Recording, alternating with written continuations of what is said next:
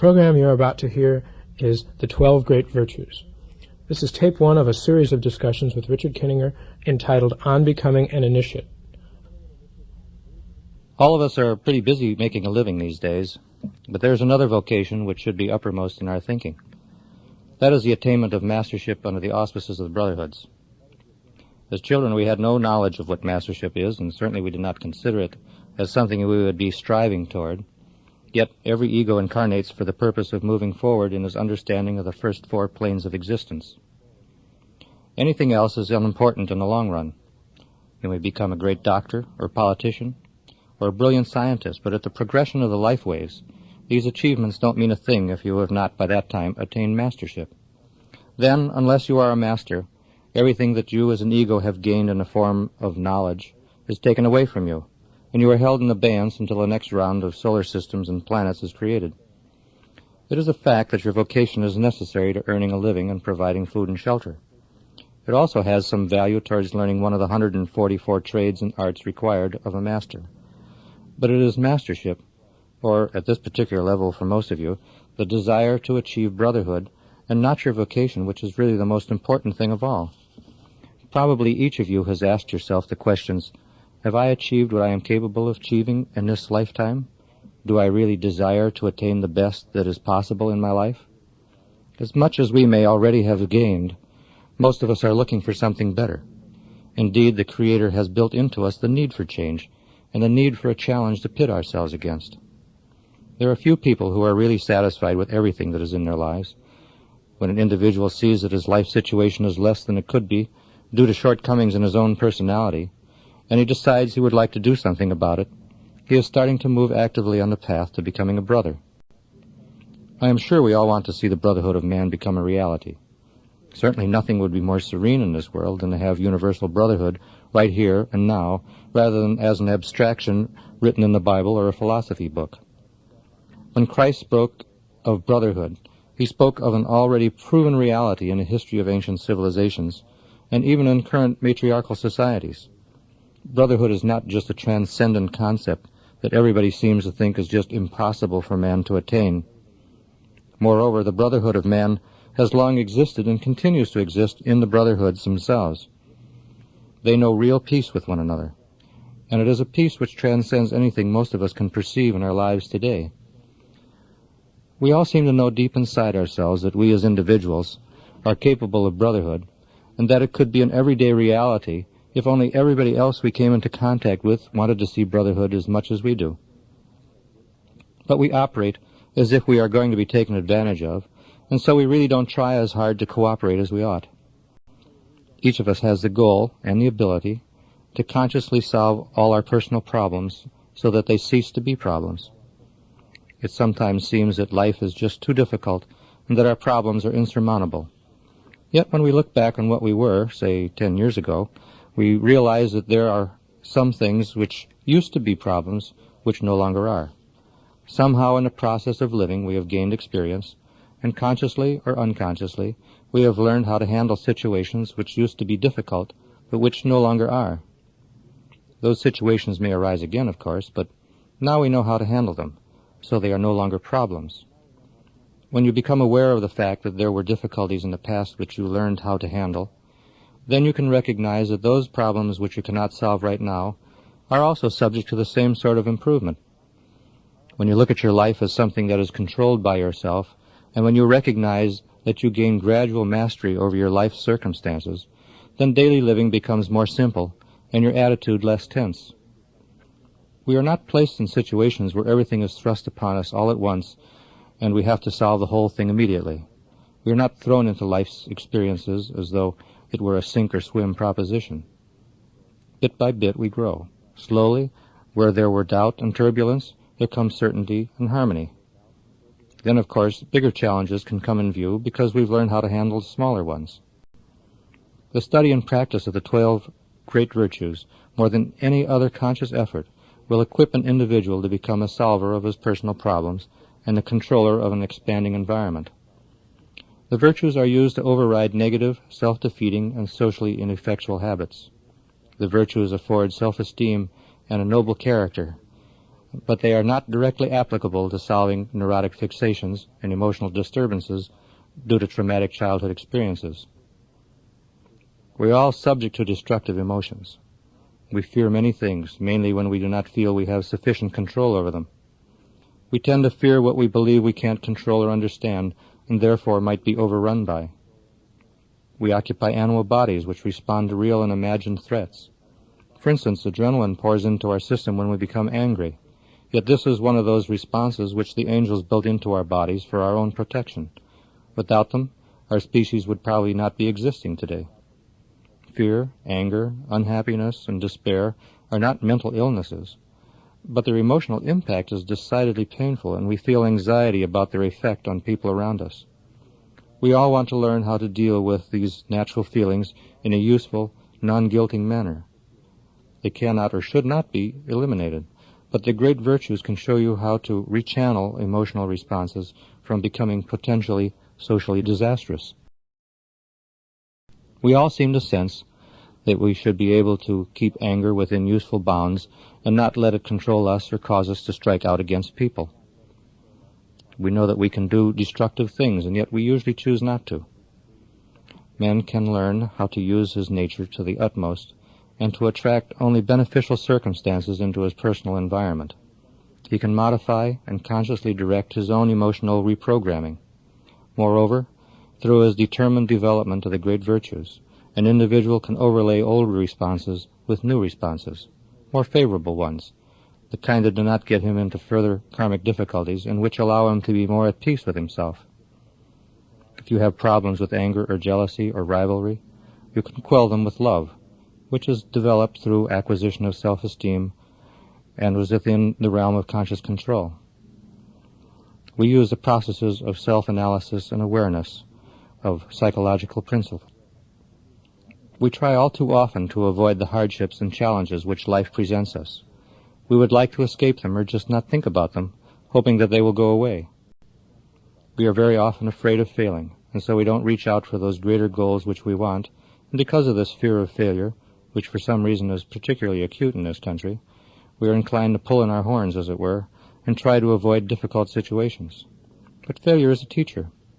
We may fail many times at a thing before we learn how to do it right, and every failure is an indication that some factor was overlooked or not properly considered. Something was not done correctly. Failing forces us to learn the relationship between cause and effect, and this being an intellectual sort of thing, we actually grow mentally by it. Lincoln failed at probably several dozen important things in his life, but he did not quit. He kept on trying. Eventually he did become quite a success in many areas, but he was also a failure in a lot of things all through life. He used the failures as teachers, and he did not regard them as something God sent to crush him. He had to be more astute, he had to think before he acted, and being very conscious of this sort of thing, because he had failed, he was less and less likely to fail at each subsequent venture. An important factor to remember in working on the great virtues is that we actually become what we practice, and what we choose to practice is a direct result of our habits of thinking and mental attitudes. If you have in mind a certain ideal which you would like to become, or if you admire an individual for some particular aspects of his personality, you can become that ideal and actually take on those admirable traits by practicing them. Even when you consistently practice some trait or virtue which you want to strengthen, say precision or patience, you may perceive some real growth as a result, but don't imagine that you have arrived at anywhere near a finished level. The more you achieve, the more you become aware of how much you have yet to accomplish. The printed sheets with the thumbnail definitions of the great virtues have been prepared to start you off on a little fuller appreciation of what is involved. Buddha had a good rule which I would like to pass on to you now, though not verbatim. It is that if you are good at something, or if you have a spiritual experience which you sense is out of the ordinary, then never say anything about it except to your teacher. Never say anything which could seem to be spiritual bragging. It is a rule which all the Brotherhoods follow. If you are a brother, you never say that you are a brother. Your development is for you to know, not for you to try to impress somebody else with. Your strong point may be another person's weak spot, but his strong point may be one in which you are weak. It is best that we do not pat ourselves on the back and say, I don't have to study this virtue, I have it already.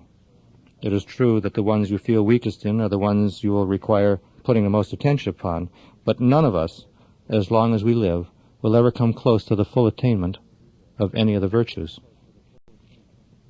The virtues are pretty much intertwined. You can probably think of other virtues to name beside these 12, but as you read the definitions, you will find that all the other virtues you thought of are covered in some way. Actually, no virtue can be separated from the others and still be a virtue. They must all be balanced with one another. A virtue which is exclusively concentrated upon ceases to become a virtue and tends to become a fault.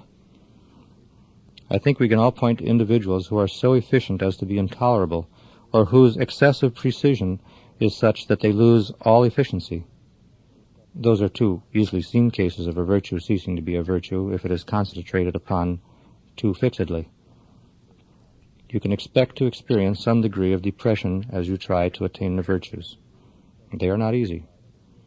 The reasons they are not easy is that we have had many years of habitually thinking and acting in other ways. Our progress is slowed due to the fact that we have a lot of bad habits we don't recognize as bad habits. If you observe non-virtuous behavior and negative attitudes in other individuals and recognize the stressful and injurious conditions they cause in people around them, you might by chance say to yourself, I don't ever want to act that way. Or do I now? Such a frank query can give rise to the insight that perhaps there is something in you yet to be improved. The higher one reaches in the perfection of any of the virtues, the more fully he sees that what that virtue really does involve. The goal of attaining a virtue recedes from us as we advance toward it. At times this can be disheartening. As one becomes a master, he realizes that the virtues have expanded into such a vast panoply that even he knows that he has not perfected them yet. Maybe as an angel or an archangel he might attain them. Well, we all have to start somewhere. Unless we start where we are now, we are not going to be better next year. Next year, we can then look back and say, I see that I have grown, and it is worthwhile. Practice of the virtues should be continued and assiduously for the rest of one's life, and the rewards are great. The virtues are essential to your attaining citizenship.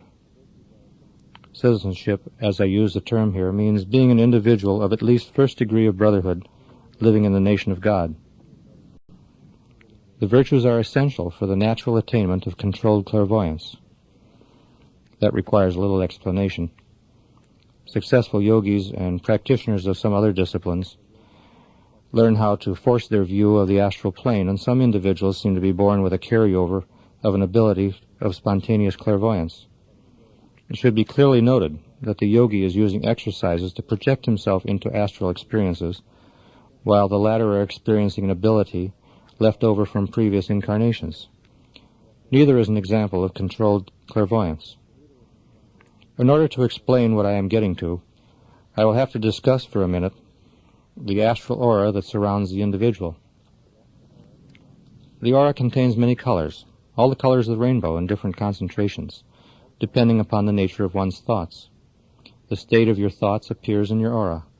By and large, the character of an individual can be roughly estimated by a clairvoyant who looks at that individual's aura, and for each of the human emotions, which incidentally have a relationship to the virtues, there also is a distinct color. An individual who is well developed in a given virtue, who has a finely developed point of character, will have a clear, bright color in his aura relating to that particular characteristic. For example, an individual may have attained a fine and empathetic feeling towards all human beings. In his case, we may see a distinct pastel violet color manifesting in his astral aura. The same individual may be very much afraid of black mentalists, witches, and other lower entities, and his fear will show in his aura in a murky brownish color. So an individual can be highly developed in one virtue while simultaneously failing in another, and this shows in his aura. Of course, love and faith overcome all fears, so our example still has to need to expand to his ability to love. As an individual raises himself in all of the virtues, all the colors in his aura become whiter and less murky in appearance, and this indicates his general uplift as an ego.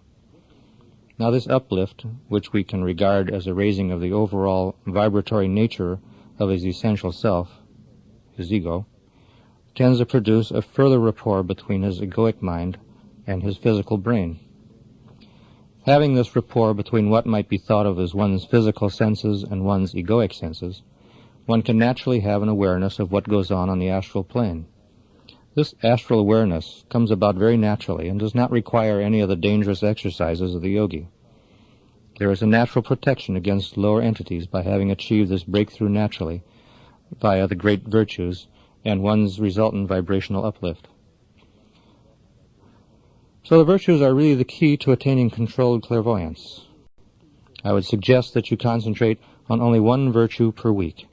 Let's say, since we are going to be discussing devotion first, that you pick devotion for your virtue to work on. You will concentrate your observations on this one virtue and work on it from Sunday to Saturday. At the close of each day, consider how you have lived up to this virtue. Recall whether circumstances arose in the course of the day which gave you a chance to practice this virtue in a positive way. Did you let an opportunity slip by? Consider where there were incidents to which you actually exhibited a negative reaction when you knew you should have expressed a positive one, and whether instead of doing the virtuous thing, you did just the opposite. Perhaps you fell into an old habit, or somebody goaded you into a situation to which you reacted in an old order way. At the close of each day, you should take 15 minutes, maybe you wouldn't even take that long, to review the major events of the day on which devotion had some bearing, and grade yourself on what you did. For each negative thing you did which did not further the attainment of that virtue, put a check mark in the minus column on your chart. Each time that you consciously did something which was in the right direction, put a check mark in the plus column on your chart. As the week goes on, you should see more checks in the plus column and fewer in the minus column. That's the goal, but you may find it doesn't come out that way at first. You must be very fair in judging yourself. You're not supposed to be so harsh that you fault everything that you do, and you are not supposed to be so liberal that you excuse everything you do. You have to look at your actions in an analytical way, which is as psychologically fair as you can make it. Some days you may feel like, woe is me, and everything is going to be viewed on the negative side, whereas some of your responses, even if you're doubting that the virtues are sinking in, were actually on the positive side. Becoming discouraged is not useful, because you are not allowing a true evaluation of yourself. Have patience with yourself. If it took 15 years to become what you are, it may take 15 years to undo what you don't like. A good time for your daily evaluation, which we will call retrospection, is in the evening during the quiet time before going to bed. The exercise is most effective if you review your day from the last event and proceed back in time towards the first event of the day. This has the added benefit of being a good memory-building exercise. There is a touchstone which can be used in making decisions about many of your actions. It is a harsh one, really, but it is also one that you can use to evaluate your own behavior with more clarity. In trying to decide whether your reaction in a relationship to a virtue was positive or negative, ask yourself, what would Christ have done in the situation? Obviously, no one expects to respond in exactly the way Christ would have acted, but it is a way to make an image of and to think about what is the right way. For since it is true that you become what you practice, it is also true that you only practice those things that you image and think about. Now we come to the important subject of meditation. There are two activities which can be described with the word meditation. The first actively encompasses affirmation and contemplation. The second is a quiet looking within, which depends upon good technique to be effective. These can be practiced in conjunction with daily retrospection. Affirmation is practiced by concentrating your thoughts on the aspects of a given virtue as it functions in your daily affairs.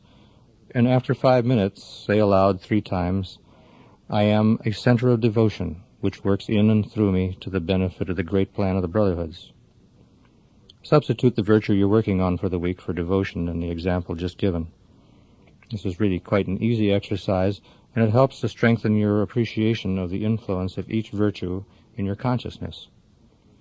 Contemplative meditation is a matter of thinking about what this virtue devotion means in all its ramifications. Penetrate and visualize each virtue's importance in the relationship between you and other people, and between you and Christ and his brotherhoods. The second aspect of meditation I would like to talk about has to do with concentration and the so-called violet screen. The technique involves rolling the eyes up in their sockets about 22 degrees of angle. That amounts to a quarter of a right angle. And do this while the lids are closed. It so happens that doing this tends to produce a spot of violet light in the mind's eye. This is due to the moderate pressure on the eyes applied by the bony ridge of the skull under the brows, and the same effect can be obtained by pressing your fingertips lightly on the front of the eyeballs with the lids closed. When you first try this exercise, you may get some color other than violet. It may start out with a small point of violet color or blue, or it may develop beautifully into pink or green, but whatever the case, consciously you can change that color into violet. Violet happens to be a very natural color for the eyes to generate, which is why violet is sought. I would like everybody right now to try that for just about 2 minutes. If the eyes become strained, don't continue.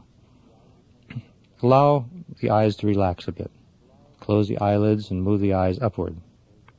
As you do this, you will begin to notice that there is a pressure placed along the visual axis of the eyes.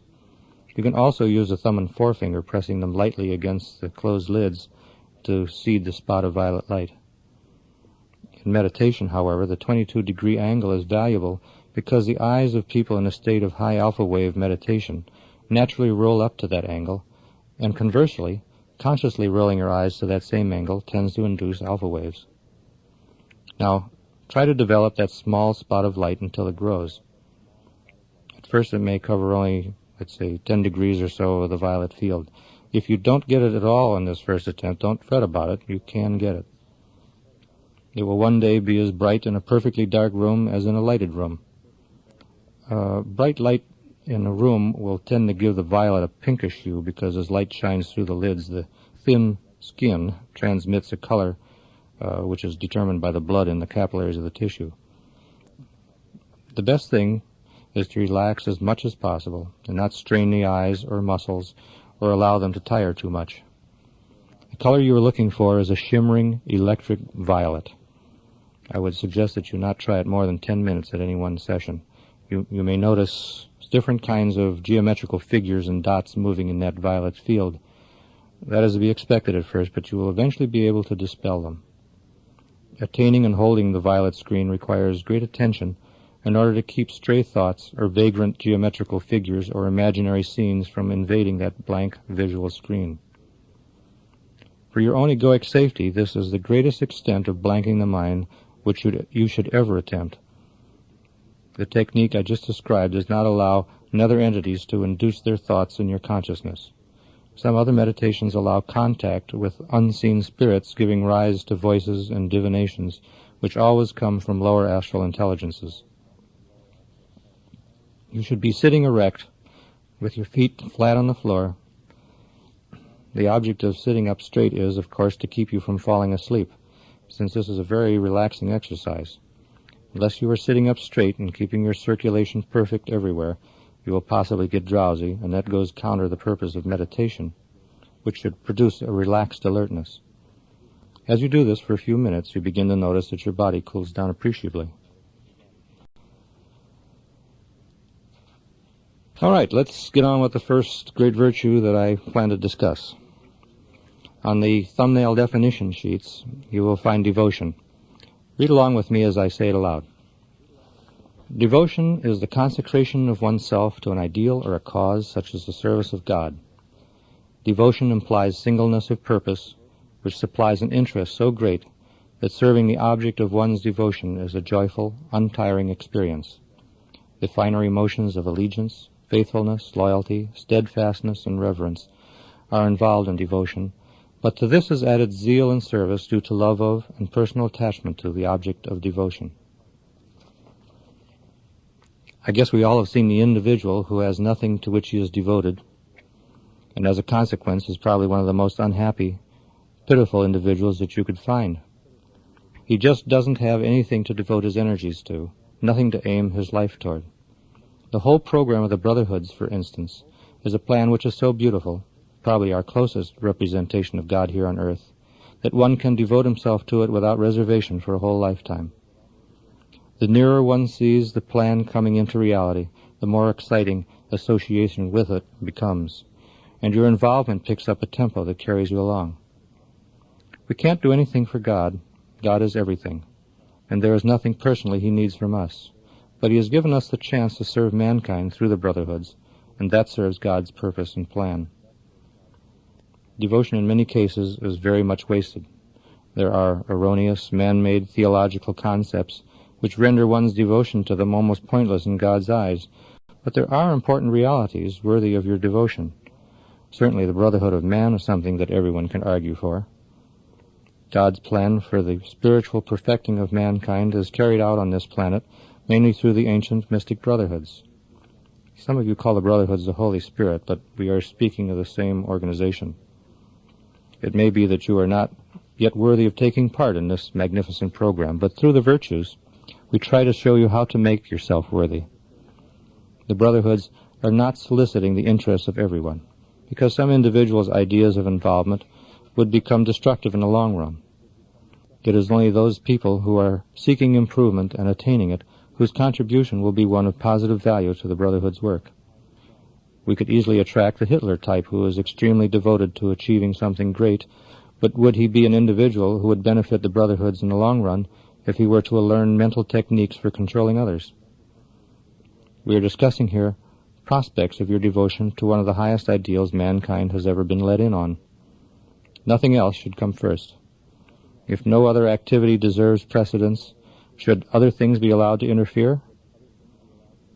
Granted, we have to go out and make a living, and that is part of the maintenance of the individual. But how many things do we do which are piddling and waste our time, when the time could otherwise be more efficiently used in developing one's character and acquisition of the great virtues? It is important to ask yourself if you are really devoted enough to assist the Brotherhoods by improving yourself and making yourself into a solid building block for rearing the great social structure which the Brotherhoods say must be built if civilization is to continue. This implies that we must do things that are wholly constructive. Nothing that is negative should come of any of our actions, thoughts, or words. If you are going to help advance civilization, then everything you do must be bent towards that direction. This implies a tireless devotion to God's ideals as represented by the Brotherhoods, and you can show this devotion by earnestly practicing it, not just by talking it. We complain about things in our environment that we don't like, but what do we do to change them? If we do nothing to change them, then our fine words are pointless. Do any of you have questions on how to bring devotion into actual practice? Does anyone have suggestions on how to demonstrate devotion? Yes? Can compulsiveness be devotion? You mean some sense of guilt that forces you into being intensely involved in something? Is it the same thing to be devoted to one's work and be compulsively involved in one's work?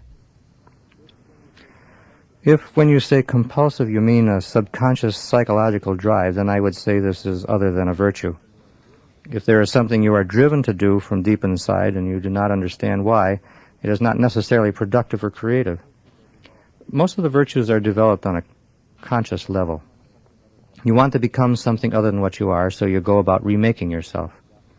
Most people who have gotten involved with reading The Ultimate Frontier are concerned with making themselves better than what they have been, not just different. So theirs is a determined effort with prescribed goals. Yes? Isn't there merit in a certain degree of self-acceptance, being as we are human?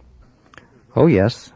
This is very important from a psychological point of view, and it helps counteract some of the dangers in trying to improve yourself consciously when you set goals that seem to be almost unattainable. They are attainable, of course, but only by slow degree. You can gradually acquire all the virtues, but only bit by bit and day by day.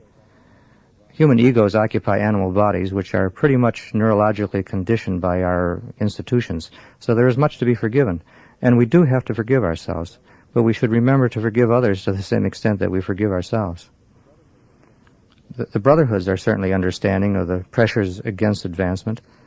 Those who are masters have come to masterhood along essentially the same paths that you and I have followed thus far, and they are master psychologists.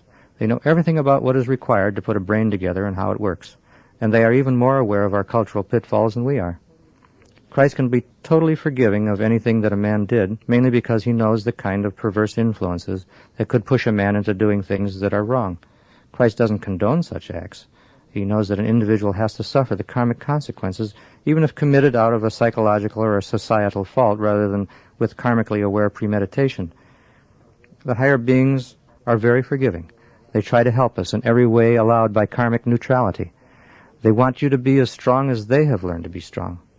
They don't insist that you must suddenly become a giant, but you must remember that you always have to pay for what you do wrong, just as you will enjoy the benefits of what you do that is right. And one of the ideas of the great virtues is to teach you how to have greater control over your own self-direction without interfering in the environment of others, as well as to help you inwardly enjoy a better character than you have now.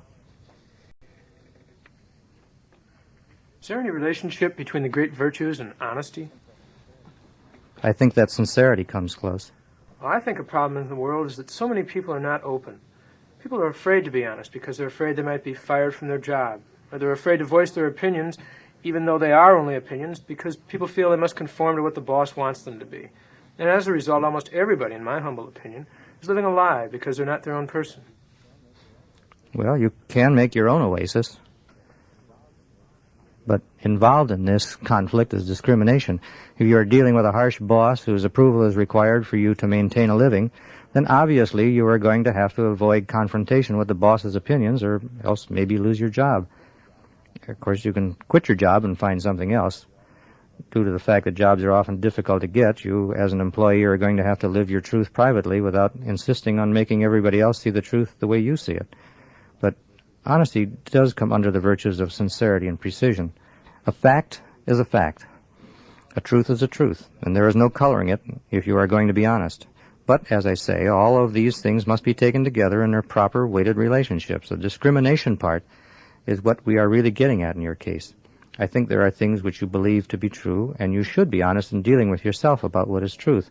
But you also must have the discrimination not to insist that others believe the way you believe, especially if they have a power over you and have taken an intolerant stance not in your favor. For instance, I didn't use the name Richard Kinninger on the cover as author of The Ultimate Frontier. Instead, part of the name that Dr. White gave me has been used. I likely couldn't hold a job otherwise. If some employer of mine discovered my book, he might say, uh-oh, the guy who wrote this book works for me. He might be some kind of a kook to publish such an unconventional philosophy. What will my customers think if they find out about him being here? Maybe my good customers might think I agree with him by tolerating him in my firm. Well, the result of that kind of thinking on my employer's part would well be that I could find myself out on the street. So I know what your dilemma is. These being the conditions as they exist in this world, and people being so ready to kill whomever irritates them, the Brotherhoods have stayed underground for a long time. Otherwise, they would have been crushed. Everybody can think, yet nobody speaks. Well, what happens is, after a while, people stop thinking, because if they keep thinking, they might accidentally let something slip which could cost them their job. But free thought is a prerogative even of the slave. You don't necessarily have to wear your sentiments on your sleeve. Well, yes, but that's dishonest. Is it dishonest to not say to a person who is obese, you're fat? You don't say it. You don't have to say it, because some things are a cruelty to say it. This is part of the virtue of discrimination. One of the big jobs which all of us have in this lifetime is to discern what is truth, and it is not an easy task because there are so many contending ideas which seem logical in one way or another. But some are facts. If one idea is in direct opposition to another, then one of them must be wrong. Maybe both of them are wrong. But to find the truth is what we are all trying to do. You may learn a truth, but if you speak truth too blatantly, you may end up on a cross. So you have to use discrimination. But one day there will come a time when people will be able to voice their speculations without being persecuted for it. Everyone, hopefully, will understand that we are all just students in this world, and that there is no theology that is so surely true that we can afford to spill someone else's blood for it. But the world isn't quite ready for that yet, and I think all of you have perceived that. We may think we have a piece of the truth, but that is really pretty subjective. Our truth may not be another person's truth. The way he sees the universe may be colored by a great many things that have occurred to him. Things in his environment may have been perverse and cruel, and he thus sees the world through his filter of perversity and cruelty. And that is his real world. He can't see it any other way at the time, so he reacts on the basis of the world he sees. The ultimate truth may be quite different from his image of the world. So I must agree with you that although a person cannot afford to be entirely open these days, people certainly should be able to be honest with one another. Fortunately, we usually can find a limited environment where agreement, friendship, and mutual goals among like-minded people affords a happy retreat.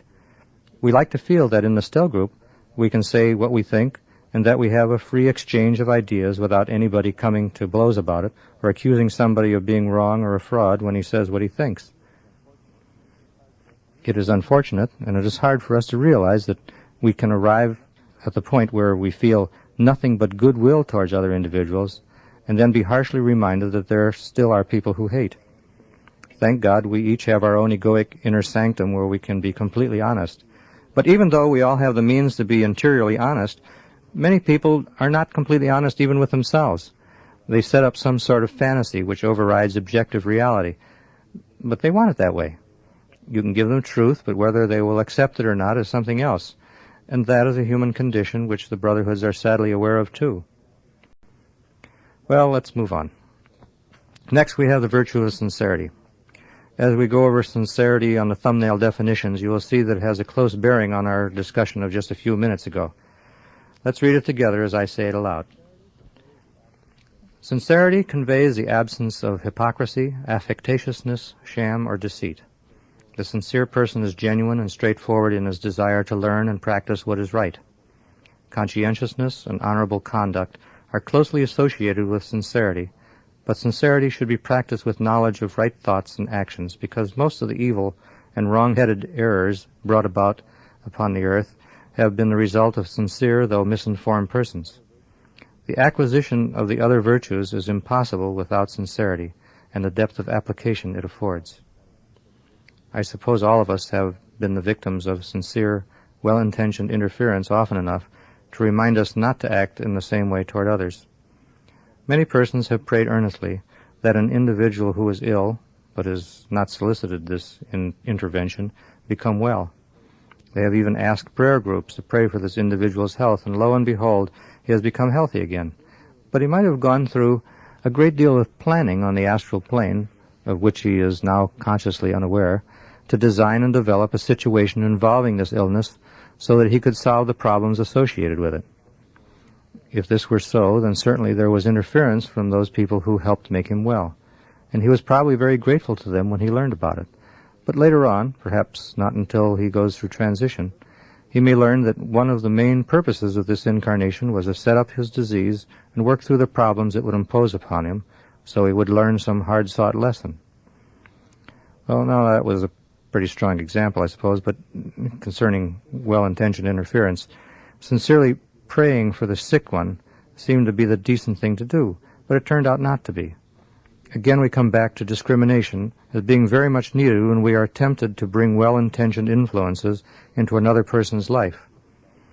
Here we had the case of good people guiding and steering someone in a direction he really had no intention of going, but which arose from a sincere desire to be helpful. Interfering is mostly due to lack of understanding of cosmic law. Knowing more about karma helps in staying out of such temptations. It is important that you analyze your sincerity to do right and good in God's eyes. Are your professed beliefs in the Brotherhoods, that is, the Holy Spirit, and the higher beings really sincere, really deep down sincere, or is it merely a superficial belief that sounds better than anything else that has come your way? You might say, well, this sounds pretty good. I'll go along with it for a while until it proves itself. Now, there's nothing wrong with that, but the important part is how sincere are you in this professed belief? Without sincerity, everything that you do, everything in which you are involved in relationship to the Brotherhoods definitely is on the surface. Your level of commitment stays shallow. Of course, that's the great American pastime these days, non-involvement. People don't get involved, apparently, to stay out of trouble, but they also stay very empty. Sincerity is required in practicing every virtue so that it is meaningful and impactful to you, so that it really penetrates your consciousness. And admittedly, that's not easy. Devotion and sincerity work together to help you stick to your commitment to the great plan when the going gets rough. There may be times when you reach a certain plateau and have to relax for a while and take a breather after trying to be so purposeful for so long. Then relax, consolidate, and put what you've learned into perspective. But after you have rested at this plateau, hopefully not sliding down the while, you can start back up again with renewed interest and vigor. You occasionally need a vacation from pursuit of the virtues, for it can be exhausting. Without sincerity, there is really no nobility to an individual's character. What he is and does is flighty, on the surface, and his philosophy winds up being just so much parlor talk. But if there is nobility in a person, it is due in part to his deep sincerity in helping to bring about in the world what he believes in. Without sincerity, almost all of a person's life is just a farce, a game. And when we are sincere, we can be trusted by other people because our sincerity makes us constant in our pledges and earnest in our feelings and emotions. All right, let's move on. I'm going to read aloud the thumbnail definition of tolerance. Please read along with me from the printed sheet. Tolerance is the wisdom of not making judgments on fellow men, since we cannot be sure of others' true motivations, trials, and personal problems. Criticism of others' beliefs, habits, and personalities is unwarranted, self-righteous, and inexcusable. A tolerant man doesn't measure others only by their errors, but rather he asks himself how he would have reacted under identical circumstances. In place of a critical, irritable attitude toward another, which can only add to the cross he must bear, the tolerant man is slow to speak and act, lest he detract from his opportunity to spread happiness and peace into the lives of those with whom he comes in contact. To detract from the reputation of another by gossip and hearsay is karmically disastrous. How many of us, under the guise of friendly advice, criticize someone for their own good? How often are we guilty of discussing our dear friends' failings, picking flaws in their personality? In other words, disregarding Christ's admonition, "Judge not, lest ye be judged." We all have the tendency to judge others without knowing the kinds of trials they've been through. We too frequently judge knowing only one side of a story. If it had been ourselves going through their situation, we might not be doing nearly as well. If we had to be placed in the life situation of others, we might literally be crushed by their circumstances. We cannot know their secret torments or the excruciating anxiety in overcoming neurotic problems instilled in their youth. How many times have you found yourself sort of gently lording it over an individual who really is your inferior? Naturally, there are many people who really are your inferiors in different ways. Do you gain some sort of satisfaction out of needling them? Do you have to feel superior to someone? Do you smart under the superiority of others above you? Do you need to retaliate somehow to assuage your ego? You shouldn't. One of the soundest karmic devices to prevent people lording it over you is to not do it yourself to people truly below you. The intellectual bully is seemingly tolerated by society, while it looks down on the physical bully. How many times have we heard somebody who has a good gift of gab or has a tremendous vocabulary just wither somebody with sharp words or snide innuendo? We listen to an individual like that, and we kind of applaud him in a way, but if the same person weighed 300 pounds and started picking on a 100-pound weakling, we sure would stiffen our backs to that. We try to undermine our real superiors, and it seems like we can't tolerate a saint. When Christ was incarnate, some individuals found his presence so intolerable that they had to get rid of him. They'd do anything to get rid of his reminder of their own failings. We can undermine people by destroying their reputation. Gossip can destroy a person's life very readily. Reputations have been ruined just by slandering persons who have done nothing wrong. People who maliciously make up rumors about others are creatures of hatred. They are among those many who just can't stand goodness. They will destroy it wherever they can, and gossip is a very good way of doing so.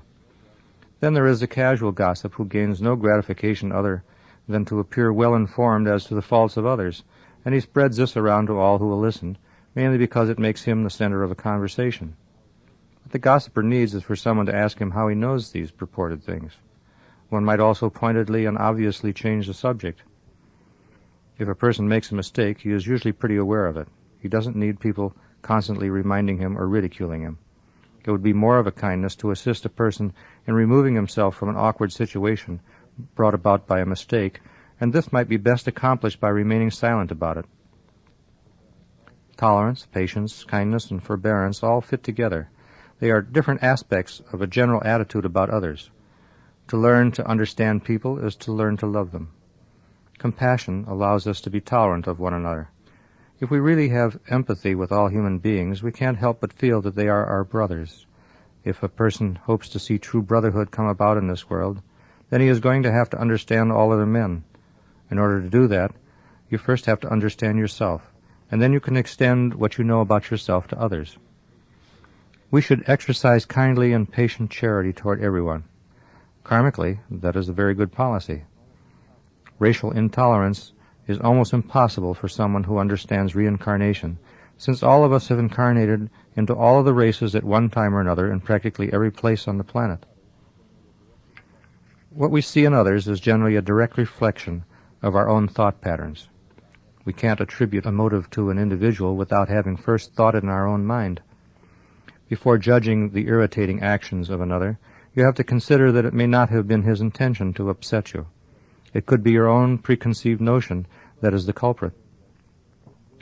The Brotherhoods have a saying that, if wherever you look, all you see is good, then you know your heart is right.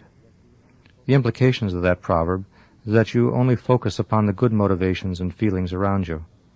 If you habitually tune in on the good in other people, and that's the sort of thinking you are doing all the time, then you transmit to the whole world goodness and beauty. Our attitudes and expectations towards others have far-reaching influence.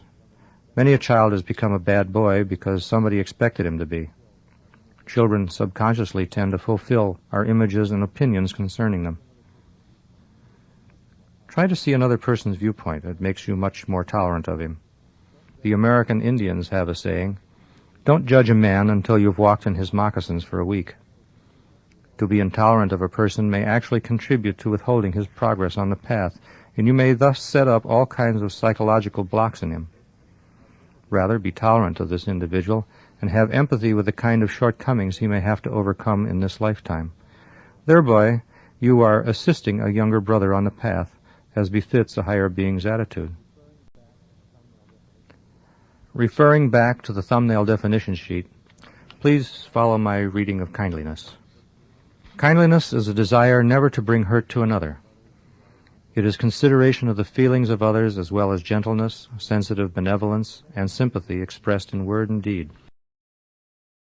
There are many kinds of ways to bring hurt to another individual. The unkind, cutting word can never be called back. It is out there forever, and you never know when that unkind word can come back to the surface later in explosive resentment. Hurtful things are remembered for a long time. There is never any justification for saying anything harsh to another person. Kindliness isn't one of those things that is meditated into existence. It actually has to be practiced. If we find ourselves about to say something that is unkind, we have to consciously stop ourselves. If nothing else, say nothing at all. Review at the end of the day how many times you could have said something kind to someone and didn't. Omissions are almost as bad as having uttered unkindnesses. Retrospection can help you become more aware of how many times in the course of the day you casually hurt others. Unkindnesses are so commonplace, we continue them without even thinking about it. We should learn to be consciously considerate of others. We all know how much we love the patient, kindly, and warm individual who is always ready with a kind word. Why can't everyone be that way? It's also easy. Just stop putting forth intolerance, irritation, and anger, and these negatives stop echoing in your personal environment. Yes? If you are aware of a trait in a person that you think could be dangerous to a third party, do you feel you have the right to warn this third party of that trait? Well, I would admit that you have some duty to warn the individual that might be abused, but you should caution him that this is your opinion. To cast doubts in the mind of the third party may prevent the person about whom you are giving warning from making a fresh start. After all, you can only present your concept of the situation, and if it is a negative view, it could have a detrimental influence on other individuals just because of the mental images that your attitude projects.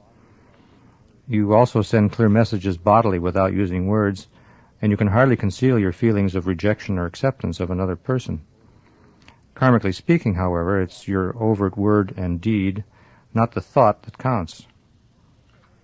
Well, when you look at it that way, I think I remember something from the Bible where Jesus says, if you lust after something in your heart, you've sinned already. So far as damage to your own character is concerned, yes. Karmically, it takes an act, and of course talking about another person is such an act. But isn't thinking an act? In this context, only to the extent that it potentially could influence an individual.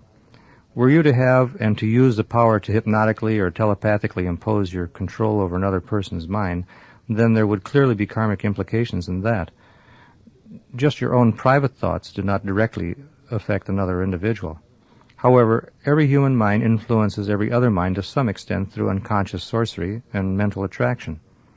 It is harmful to your personality and character growth to think bad things about another person.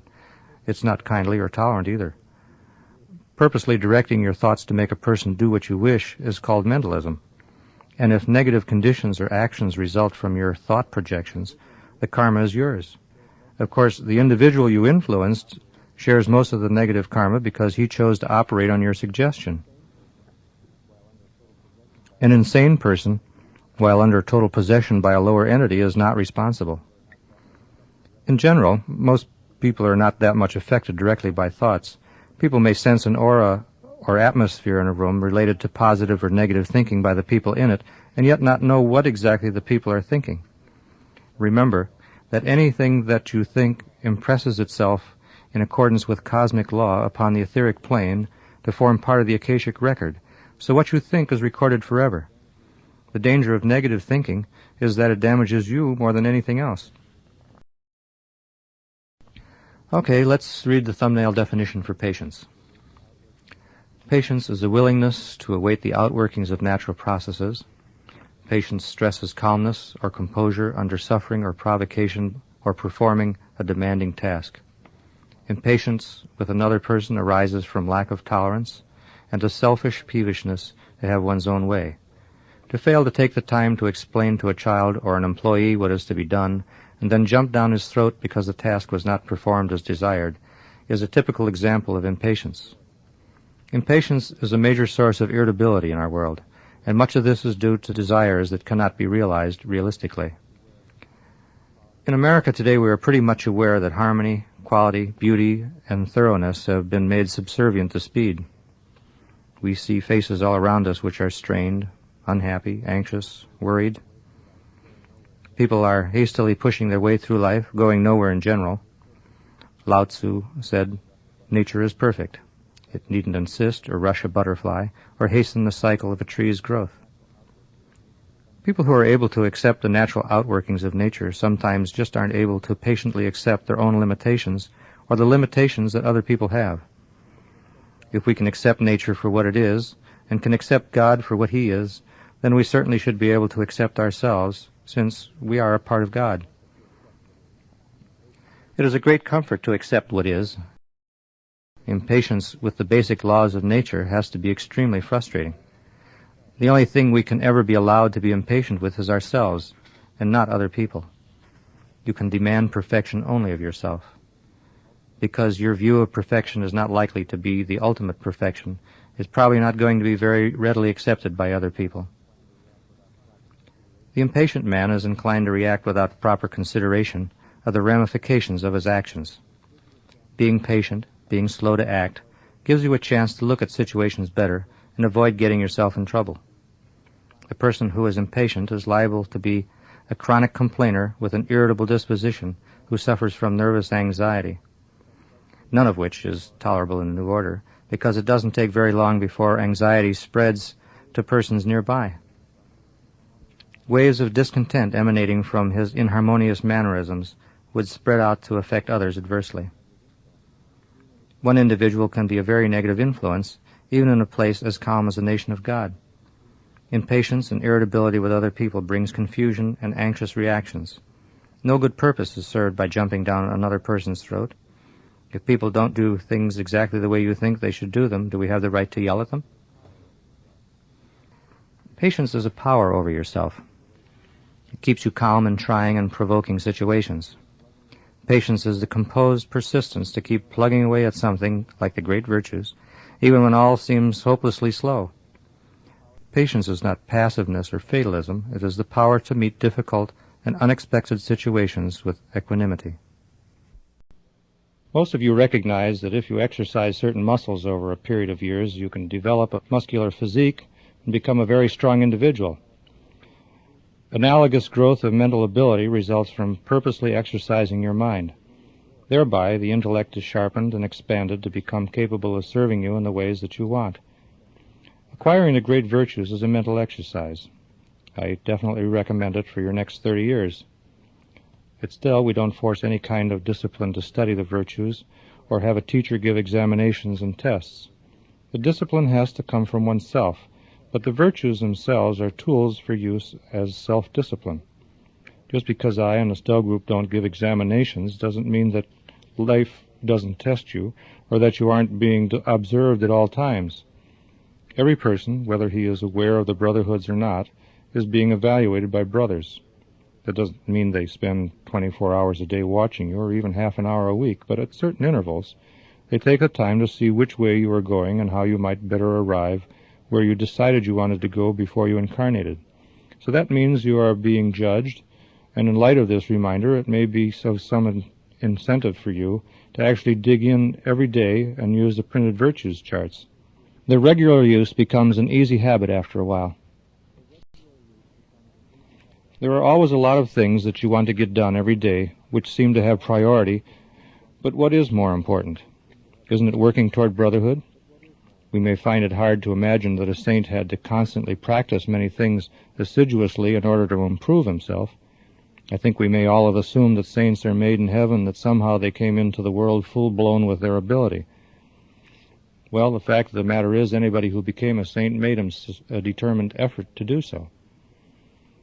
Religions everywhere in the world recognize the existence of saints, and these are men and women who became brothers because they worked at it. You too have been growing towards sainthood a little bit during each of your several thousand incarnations. Fortunately, growth accelerates as we advance, and because you now have knowledge of how to do so, your initiation may well be during this lifetime. I'd like to discuss balance as it applies to becoming a first-degree brother. That is, balance in reference to equal development of the three attributes of mentality, ideality, and practicality. This balance is represented in mystic writings by an equilateral triangle, and sometimes an equilateral triangle is used as a symbol of initiation. Ideality, practicality, and mentality, as aspects of personal development, have been written about in occult literature for many thousands of years as the three kings. It seems that mentality is a skill that most people develop more readily than the other two. While they are developing mentality, they tend to be either practical or idealistic in their view of the world. There can be extremes in being practical and idealistic, but when these two aspects are brought into balance with one another, they produce a well-rounded personality, and this balanced personality assists the ego to move more effectively through the world. The idealistically inclined person is often seen in artistic and overly religious types. We may get the impression of them as being idealistic mainly because of their comparative impracticality. A Hindu, for instance, very idealistically feels that if he were to work to earn a living, that would indicate his lack of faith in the deities to provide all his needs as written in Hindu teachings. The same sort of concept can be seen in this country. If a person has a disdain or disregard for material things, this presumably implies higher spirituality on his part. Of course, it is nice to be spiritual, but if you are dying of pneumonia because you don't have shelter or shoes with bottoms on them, then spirituality posture becomes self-defeating. Idealists in the extreme tend generally to be wasteful of what they do have, improvident for the future, inefficient to the point of carelessness, and lackadaisical. Strangely enough, they are unable to recognize their own incompetence, for they do not hesitate to seek positions beyond their ability. They will apply for high-paying positions, solely because they need the money and therefore feel they deserve it. Very often, overly idealistic persons cherish extreme religious beliefs and become quite fanatic.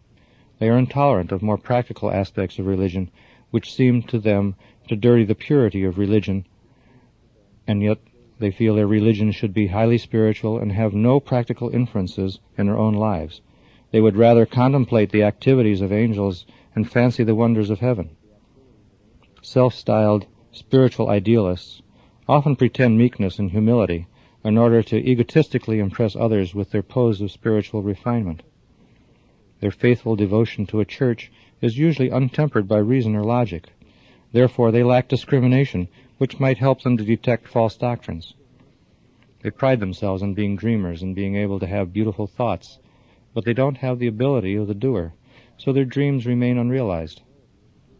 The idealist faithfully puts his reliance in prayer alone to improve the world. It is probably the saddest aspect of the overly idealistic person that he can't effectively put his beautiful or potentially useful ideas into practice. The overly idealistic person does, however, have a number of positive traits which the practical person should try to emulate. The fact that he is imaginative is certainly the foundation for creativity. He tends to be more intuitive because he relies on feelings about people and situations rather than on logical analysis. He is trusting and emotionally warm. At the same time, his emotionality inclines him towards expression through art. So indeed, idealism has its advantages and strengths. On the other side, the practical persons are the ones upon whom everybody depends for virtually every material thing in this world: shelter, food, protection, material comforts, and the like. Without the practical persons, we would all be in rather sorry straits. The extremely practical person is materialistically inclined because he deals so much with raw materials in procuring them, modifying them, and fabricating things. The overly practical person is likely to be conservative to the point of being hidebound. He is skeptical and intolerant of new ideas.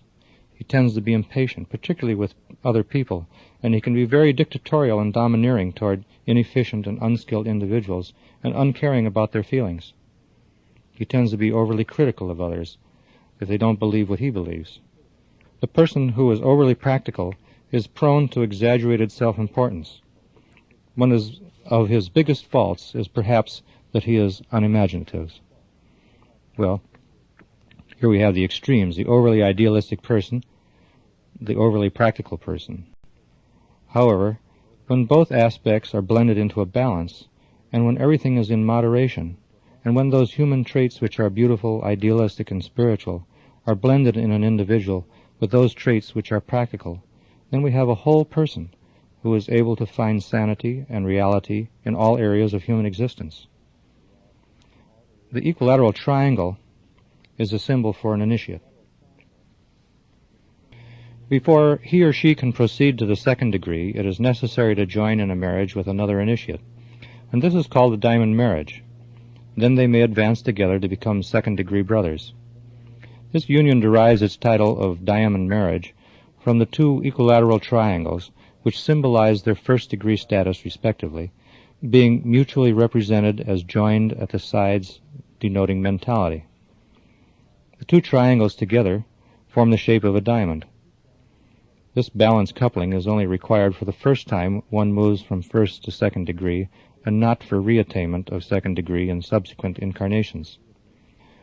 1/3 of an initiate's advancement to second degree is part of the diamond marriage. The rest of it can be accomplished after the marriage.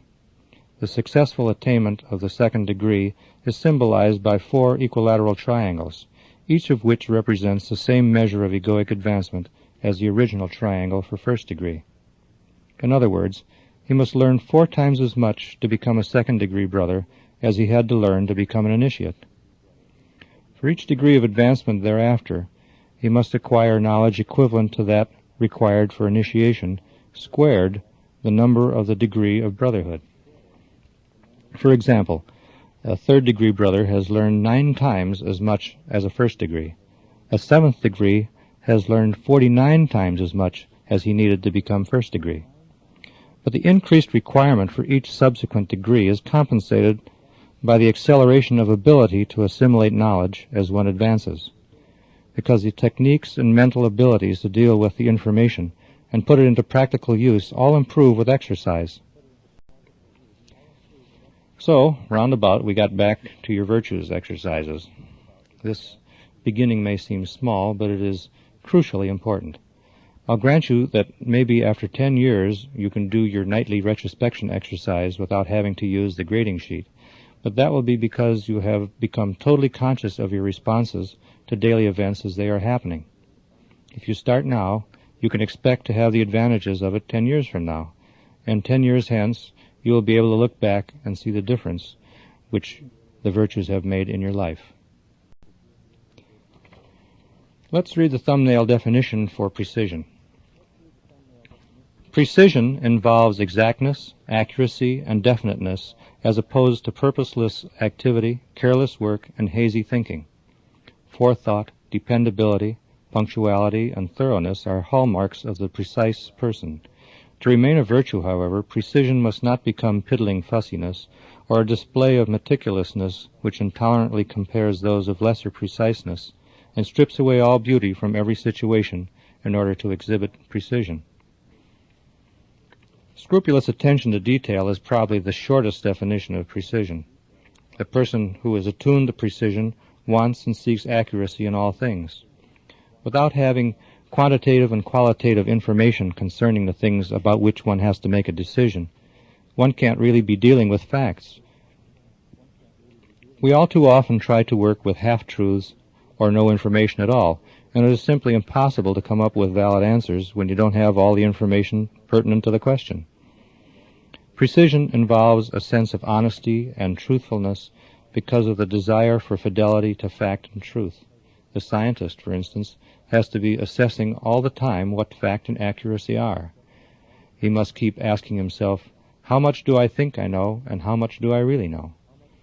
If you want exactness, then you have to have the attitude of a strict and rigorous pursuit of what is true. If you listen to a speech, do you get a hazy impression of its message, or can you report what the speaker said with precision? People who are imprecise spend a lot of time with purposeless actions and waste a lot of their energy. There is very little time or energy that any of us have to waste, and if there is much that you want to accomplish in a lifetime, then efficiency and precision are the traits that should be pursued with a passion. I think particularly of the individuals in the Stub Group who have so much to do in creating a city in so few years. It is reasonable that we give little attention to the trivial items in our lives, but by paying attention even to those trivial things, we see we can improve on the saving of our time and energy. There are better ways of doing everything. Ask yourself if there are better ways of doing the things that you do daily. Are there some things that can just be eliminated? Do you have to go to the store 7 times a week, or can you go once a week by jotting down all the things that you will need? It takes a lot of time, money, and energy to climb into your car and go over to the store and stand in line and pick out what you need. I have several questions I suggest asking yourself to see how precise a person you are, and to give you a better sense of the measure of your preciseness. Think about them for a minute. Are you prompt in keeping appointments, or do you keep people waiting and waste their time? Do you make a list before you go shopping, or do you stand in the aisles gazing at a number of different items, hoping they will fit into your week's budget? Do you have to make special trips to the grocery store or the hardware store for just one item? Do you anticipate the needs of your boss before he asks for them? Do you, for instance, as a secretary, have to suddenly start sharpening pencils and try to find a fresh pad when called to take dictation? What about the job at hand? You know that every day you are going to go to work, that you have to have certain supplies. Do you chronically run out of them? Is your clothing in good repair, or is there a button missing which was put aside for so long that it is now lost, and there is no way of getting another button that looks like it? Do you keep baking powder in a flour can, naphtha in a pop bottle? That could be a terrific surprise to somebody. What's the condition of your upper dresser drawer? Where do you hang your clothes upon retiring? On the floor? Do you have a hamper in which to put dirty clothes, or do dirty clothes accumulate in various spots? Are tools and utensils always in a place where you can find them? Or do you have to rummage around, scattering things about and possibly breaking others while trying to find what you need in an emergency? Do you constantly drop little bits of food, litter, cigarette ashes wherever you go, or do you have a place to put them? Things that are dropped and littered eventually have to be cleaned up, all of which is at the cost of efficiency. It's your time, but why waste it? Do you stand in line for hours on the last day to get your automobile license plates? Is there a pencil and a paper near your phone? How prompt are you at sending birthday cards? Are you one of those who are always sending belated birthday wishes? Are check stubs made out at the same time that you make out the check? When you store things in boxes and closets, do you label them, or do you have to open up 35 boxes to find the Christmas tree ornaments a year later? Do you procrastinate when important matters need your attention? They only become more urgent as time goes by. It is much more precise to handle them with due care rather than in belated haste. When you drive, do you keep in a proper lane while making turns? How about staying in the middle of the guidelines and diagonal parking spaces? Do you maintain a constant speed within the speed limit? Well, the foregoing are measures of an attitude of precision. Discipline and precision simplify all the activities of life regardless of what they may be. Moreover, your ideas become more definite, and definiteness is an important factor in mental precipitation. If you think you would like to have something in some vague, general way, nothing usually comes of that hazy precipitation. When you have a precise idea, you picture exactly what you want, and then your precipitation comes into reality. As you practice the virtue of precision, you find that the sloppiness of your thoughts diminishes, and there is quite a sense of well-being in feeling that you are valuable in conveying information that people want to know. When your boss asks you the dollar value of shipments in the past week, you don't have to say, well, I guess it was about $5,000. You can tell the boss that it was $7,450, and he is impressed. Your general guess means he has to go someplace else to find out. And bosses are very quick to recognize the individuals who give precise answers rather than answers they have to go someplace else to check upon. The individual who is efficient and precise is soon looked up to. He gains a reputation for being punctual, which everyone likes, especially in a business world where time is money. He gains a reputation of being dependable. What he promises to do, he has already gauged as being within his ability to schedule. He can effectively plan his workload ahead of him by knowing from past experience how long various activities require. But one has to be careful in being precise that he is not too exacting of others. We can only expect virtue in ourselves, and of course extreme meticulousness can actually be a bore. Does anybody have any questions up to this point? Yes? Richard, when anyone progresses from one degree to the next, are the qualities the same in every individual when they make that progression? No, everybody is unique. It's a certain balance of characteristics which is important. Yes? Is one aware of his progress from one degree to another? Oh, yes, very definitely. The brothers announce to you that you have fulfilled the basic requirements for each degree as you are granted that degree. And the ceremony is something of which you are very consciously aware when higher beings grant their recognition. The vast majority of the masters associated with our life wave became masters before the first brotherhood was established, and other planets don't even have brotherhoods at all. The requirements for each degree are the same in each of the lesser brotherhoods, and it has remained the same from the times when these requirements were first established up to this day. How would that be handled on other planets where there are no brotherhoods? How would egos know of their degree of advancement? Well, I understand there are no degrees. They just move forward naturally, which is also the way it was on our planet in Lemurian times. Even before the first civilization developed, there were individuals who had attained quite a number of what we call supernatural powers. They could sustain their life for a couple of centuries and practice clairvoyance and telepathy, yet there were no brotherhoods to grant them a degree.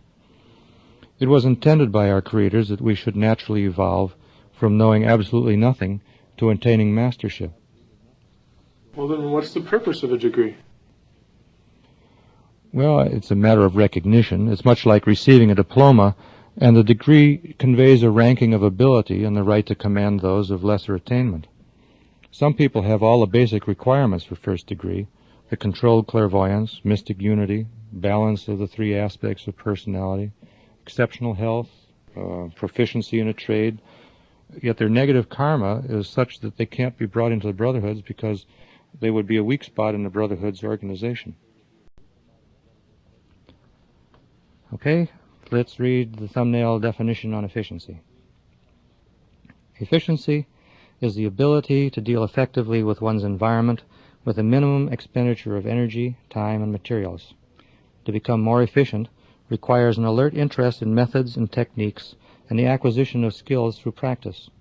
Attention to organization of details and planning ahead are the mark of the efficient person. Precision is inseparable from efficiency. You may have noticed that most of the questions I proposed as reminders of precision could have applied to efficiency just as well. Efficiency is very dependent upon precision. A person who is efficient at his place of employment usually organizes and pre-plans his work. Let's consider a file clerk, which is a pretty mediocre position in any company. Yet if he can't file correspondence correctly, it may take half the office force an hour to tear through everything to find a letter. The file clerk has to be accurate from day one, and he has to also learn to be fast because it can't cost 50 cents to file away each piece of paper. A good file clerk doesn't remain in a mediocre position very long. It won't be but a short time before the boss recognizes that this fellow is able to put lots of material away into the files rapidly and retrieve it rapidly. If the clerk is able to do the work of two clerks because he doesn't spend too much time on coffee breaks, in idle conversation, and in losing things, and certainly has a type of personal discipline that would be useful in more responsible, higher salaried aspects of the business.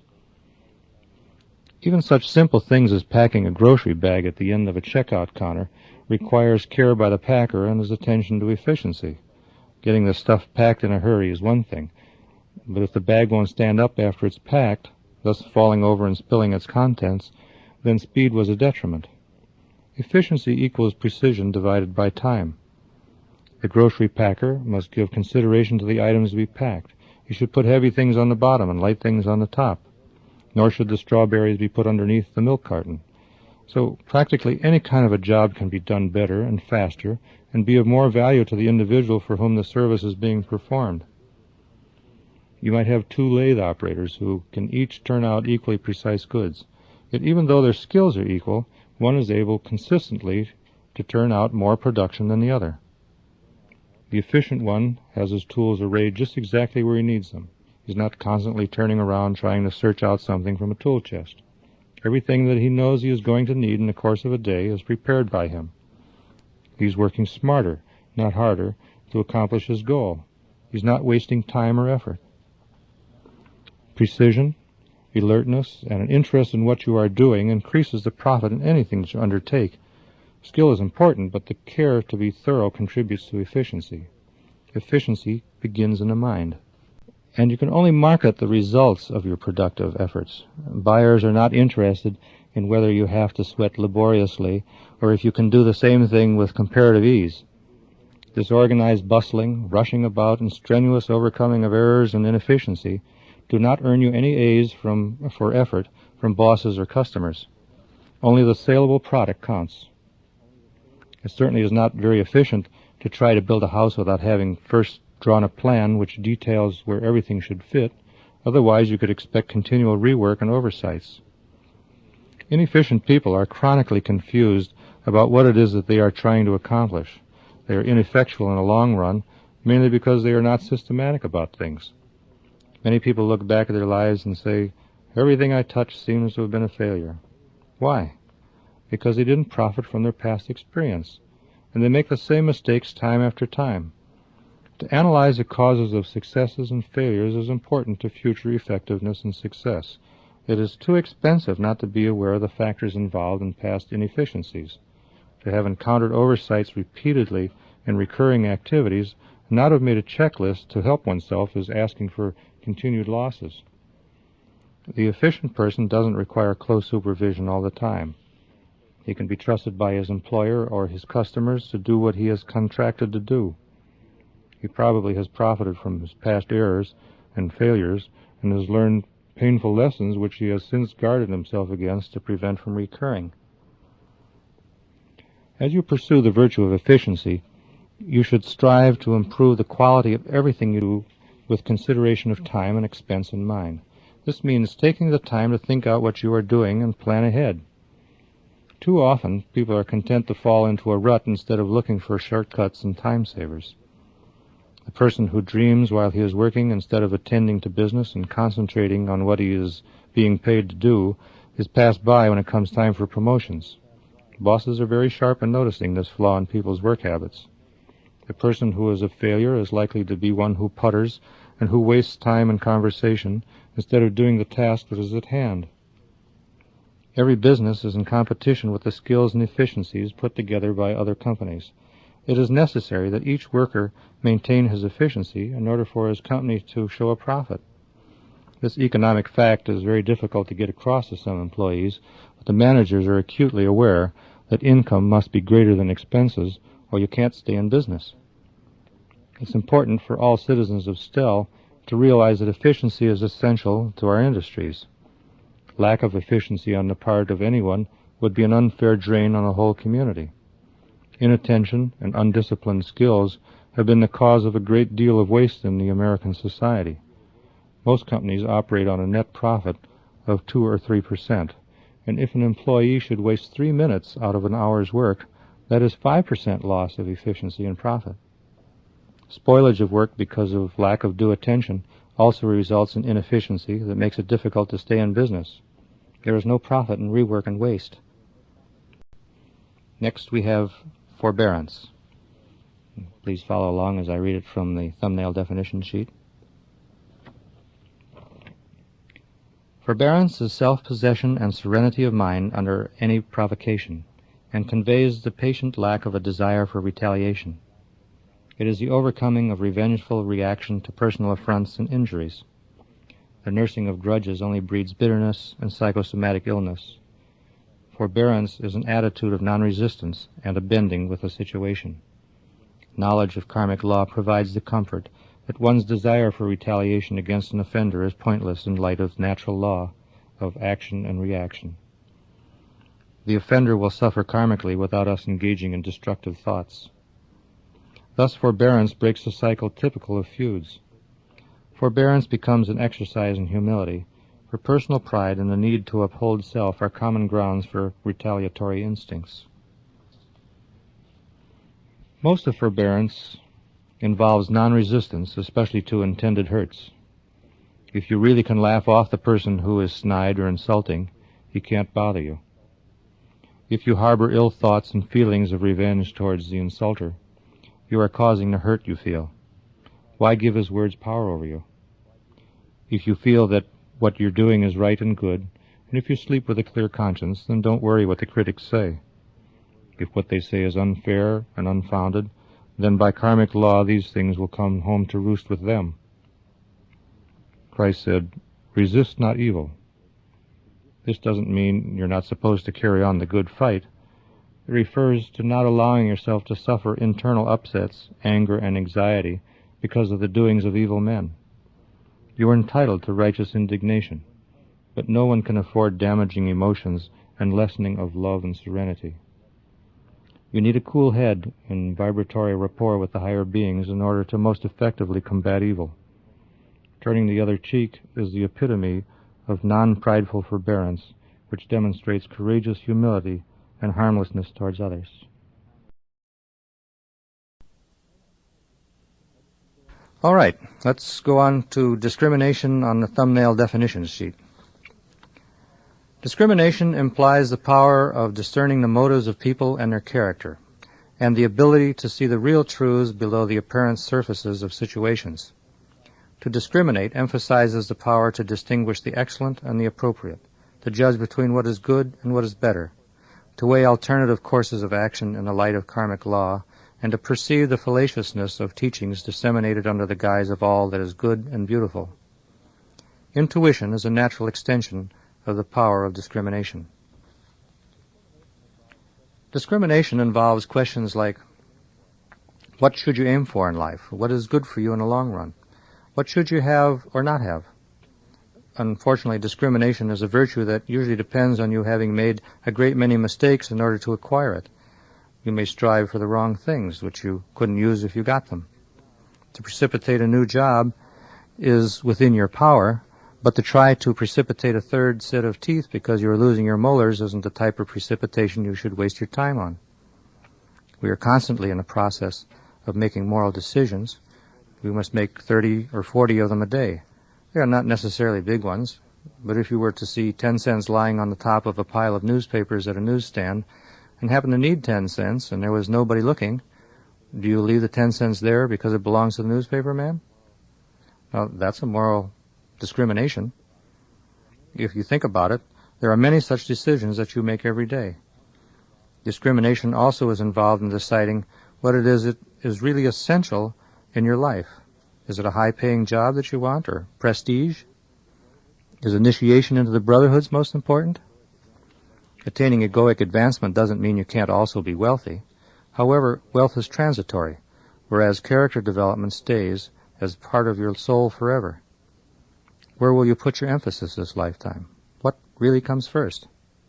Your real answer will be revealed by what you actually do.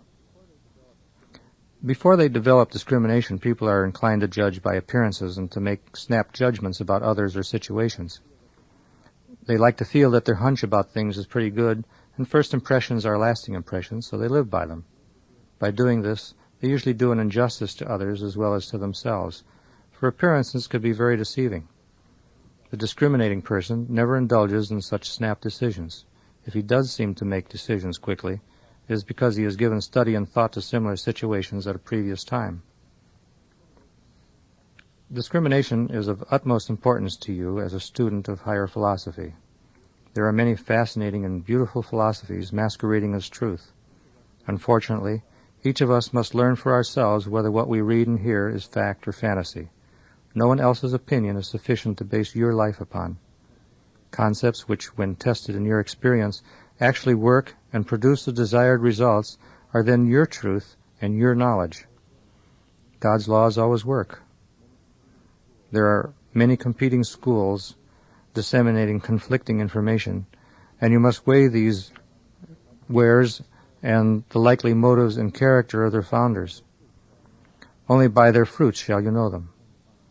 Charlatans depend upon emotional appeal to their victims and their lack of rational discrimination. Much of the general development that accrues to an individual from pursuing a study of the great virtues enhances an intensification of his senses, so that in many cases when he is listening to a conversation, he can hear what the parties mean rather than just what they are saying. Even though people speak using words, they are also conveying a great deal of information about themselves, which the intuitive and discriminating individual is able to pick up. Therefore, you might listen with your inner ear rather than just listening to the words the speaker says. Sad to say, it is through disillusionments and betrayals that one realizes his need to develop discrimination. There are no shortcuts to discrimination that anyone can convey to you. You have to live life while trying to avoid being burnt. Fortunately, you can avoid having to make all the mistakes yourself by watching what happens to others. But you must determine for yourself the hidden motives of people, where an organization that you might ally yourself with is going, and what your own inner motivations are. Detecting the difference between bad and good is not enough. You must discern the better from the good. The emphasis, again, is on mental concentration and moving along paths that you have determined on the basis of analysis, rather than just emotionally drifting from one state to another. I want to stress again the importance of your working with the virtues chart on a regular basis.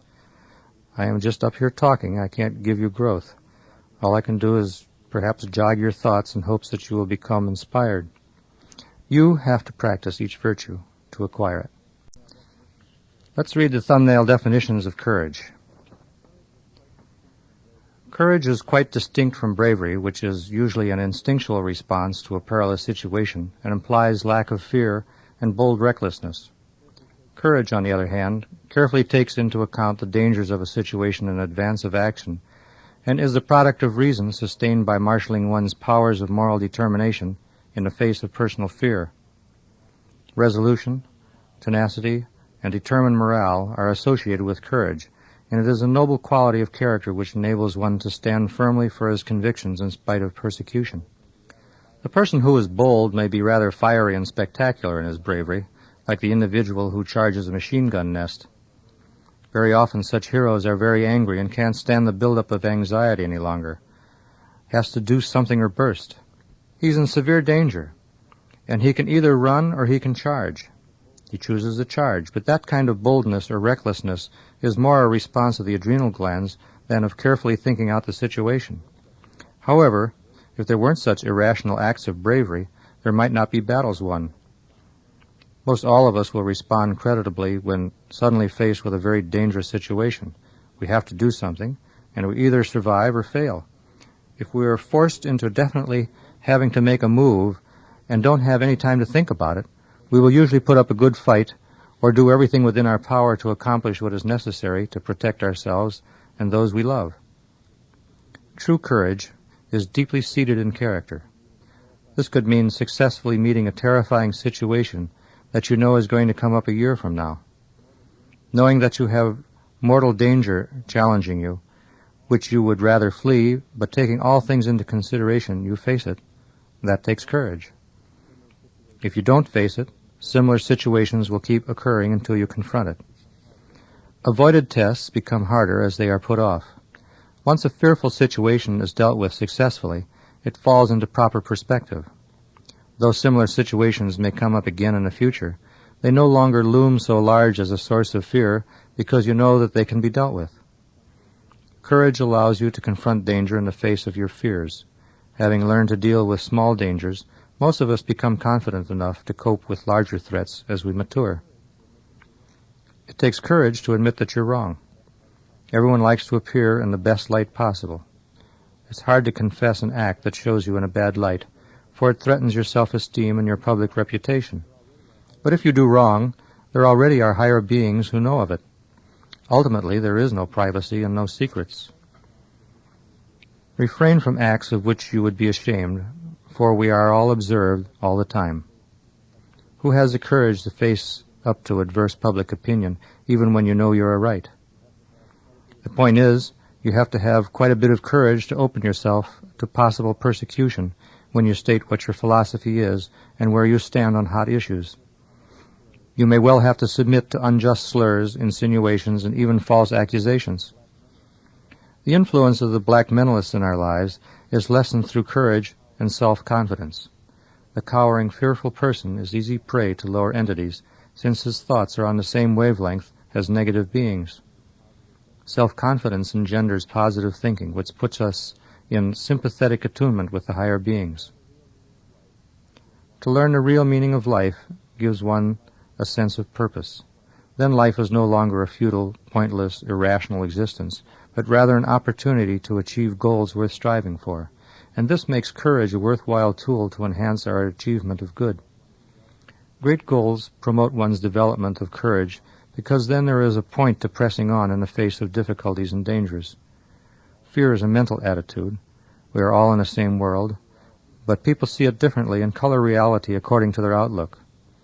Fear simply cannot persist in the person who has found love, faith, and courage. If you seek to further Christ's plan for humankind's advancement, then you have to be strong enough not to go along with the crowd, since the crowd is usually going the wrong way. Trends are a hard thing to resist, yet if there hadn't been people to stand up to the crowd, civilization would have collapsed long ago. There are people who have grouped together and changed the course of history because they had the courage not to go the wrong way. Stand up and express your disapproval of jokes and stories that deprecate an ethnic group. Defend and live the golden rule.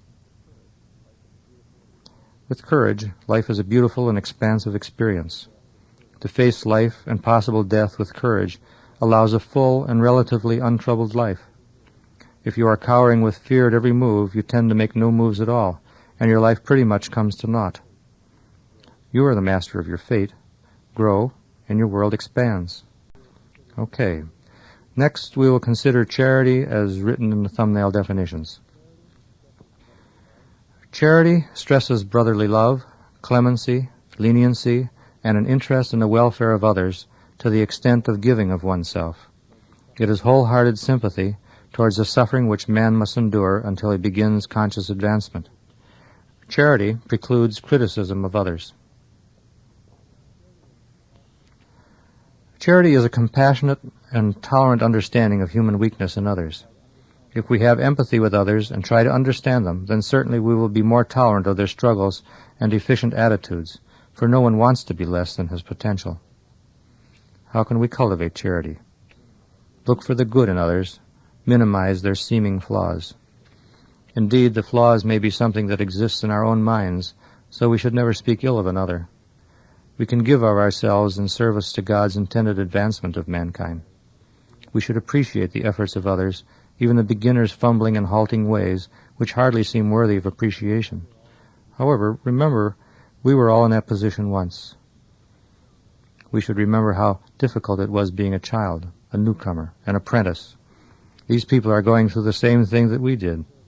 Be helpful. Charity has its origin in love. If you have not yet learned how to love, then at least follow the way of charity. Okay, now we come to the last great virtue, the most difficult one. The thumbnail definition of humility is as follows. Humility connotes the absence of arrogance, snobbishness, selfishness, pride, boastfulness, and self-satisfaction. Humility does not imply weakness, rather it is a result of strength, power, and true personal completeness, so that one need not feel he has to contend for a place in the sun. Similarly, meekness is the absence of wrath, and it stems from a sense of complete control over one's environment. Humility is the awareness of one's own shortcomings in view of the knowledge that virtue always recedes from one's present standing, and that one has far to go to achieve even the first degree of brotherhood. It has been well observed that if a person thinks himself humble, he obviously isn't. When humility encounters itself, it ceases to exist. Humility is a true understanding that you still have a long way to go regardless of how far you've come.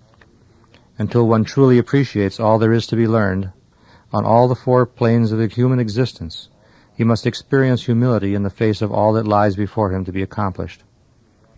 The higher that one rises, the broader his horizons become, and the more he sees that he doesn't know. Everyone who has become great started out small.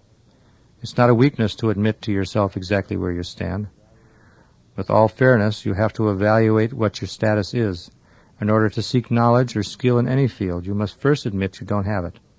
Not until you recognize where you fall short are you able to effectively aim toward attainment. You must first be dissatisfied with yourself before you get a persistent incentive to do anything about it. A great man certainly is free to admit his personal limitations. A humble person serves everyone. He does not measure the worthiness or the rank of the one served. He serves all equally. You can't consciously work towards humility, for it is the result of the virtues. When one has the virtue of humility, it is because he is also a highly advanced human being. Undoubtedly, this is an incarnation you have long sought to have. What are you going to do with it? You can waste it the way you probably have many times before, and I will have to stand self-accused on that very point because I'm not a master. Don't fritter away the current opportunity to forge ahead during this lifetime, in which you have more freedom than you have experienced for many thousands of years. The pressures brought to bear by different societies you have incarnated into during the past probably kept you from being free to learn or to move closer towards the Brotherhoods. So don't let self-satisfaction allow this great opportunity to slip by, because the loss would truly be great. Let's just say, don't be found wanting in the eyes of Christ and the Brotherhoods. They're counting on you. This is the time that they have decided that the new civilization, the new age, is going to have to begin, and they have diligently worked up to this for a long time. You can't afford to let them down, because you would be letting down not only yourself, but endangering the chance of bringing about a true civilization in the future. Those of you who incarnated now in order to fight the good fight cannot afford to let down your guard or withdraw from the task that only you can fulfill. I'd like to speak about the new order here. I think the possibility of bringing into reality a new altruistic civilization arouses a lot of skepticism in people's minds because of man's self-seeking ways. In the past, man's efforts to do good have come to sour ends because of the self-centered attitudes of people and their tendency to try to have some advantage over their neighbors. But strangely enough, the ideals of a better civilization are universally accepted. It's just that so many people don't believe that mankind can do it. Well, I think we're going to have to stop thinking that way. We're not without help. Christ is backing us in every non-interfering way he can. And if masses could be brought to the realization of universal truth, we'd have civilization overnight. Now, I make no apologies for that statement. I mean it just exactly the way I said it. It simply would happen overnight if everybody truly understood truth and lived it. As things are, we have to proceed toward great goals slowly. But we do proceed, and we are getting somewhere. Most of us can look back and see that many decent people are growing and moving in the right direction. We also know all the horrible things that are happening in the world, but there are many pockets of people like us throughout the world who are effectively living in accordance with reality. It may sound a little corny, but I think that one day we will overcome. Always there are a few individuals who are sufficiently open-minded, willing to develop themselves, and think and plan toward a new age so that it will come into being. The city of Stell has a core of such people which attracts into it others who have like aspirations. If you conscientiously strive to put into practice what you have learned about the great virtues, you will soon notice an improvement in your life and attitudes.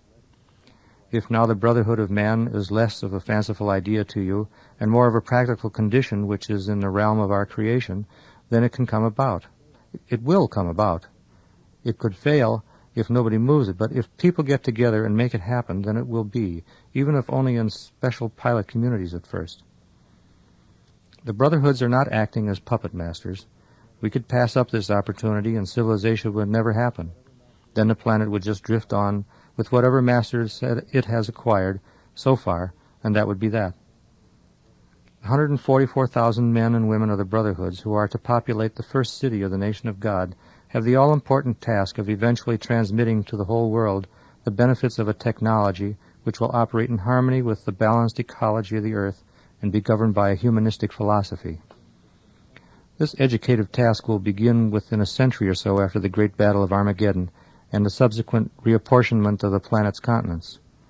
I cannot emphasize enough that the creation of the nation of God is the critical key to the 6,000-year plan Christ devised for the resumption of mankind's advancement toward mastership in meaningful numbers. If we in Incarnation do not build that nation, who will? If not now, there will not be enough time for the world to evolve again to where it is today before the progression of the life waves will be upon us. So it is this lifetime or never. If you have set out to truly cultivate the virtues, you will soon come to realize that it's a task involving finesse, courage, persistence, and resourcefulness. You will probably become aware that you are capable of major personal improvement. If you have moved forward considerably in the past year, then you can expect this to increase even more as time goes by, not just in a straight-line arithmetic progression, but in a curve of exponential increase. I suppose that what you have to do is to ask yourself if you're earnestly going to be a foundation stone of Stell in the new order. If that's what you really want, you know what you have to do, and you have to grow in character. You have to acquire the virtues, for these comprise the path to improve perception of what the inner and outer worlds are about. This lecture series has provided some valid clues for self-discovery and actualization of your humanness. Test this information and thereby make it firmly based belief. Learning esoteric truths helps make this an exciting world.